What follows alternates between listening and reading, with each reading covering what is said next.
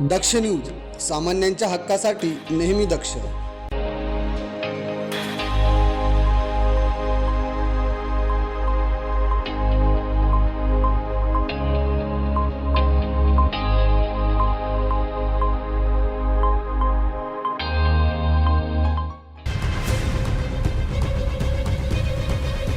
शेतकऱ्यांच्या शेतातील electric motor, tractor trolley व बुलेट मोटारसायकल चोरी करणाऱ्या टोळीला जेरबंद करण्यात सिन्नर पोलिसांना यश आलंय.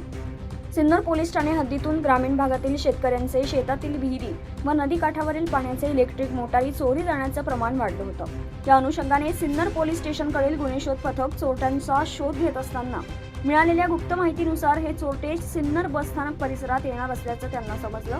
त्यानुसार सिन्नर पोलीस ठाणेकडील गुन्हे शोध पथकाने सिन्नर बसस्थानक परिसरात सापळा रचून 3 संशयित इसम निलेश दत्तू सोनवणे, रवींद्र प्रभाकर धोगरट, राहुल विलास गायकवाड यांना ताब्यात घेतलंय. तसेच त्यांची कसून चौकशी केली असता त्यांनी चोरी केल्याची कबुली दिली आहे. तसेच त्यांचे फरार साथीदार भारत बाळासाहेब जगताप, श्रावण सुरेश पिंपळे, शोएब शेख यांनी निफाड परिसरातून चोरी करून इकडे कमी किमतीत विक्री केल्याचंही त्यांनी सांगितलं.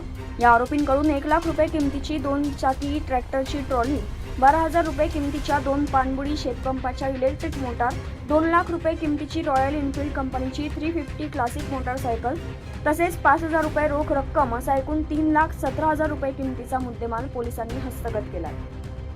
करण सिंग बावरी, दक्ष न्यूज, नाशिक.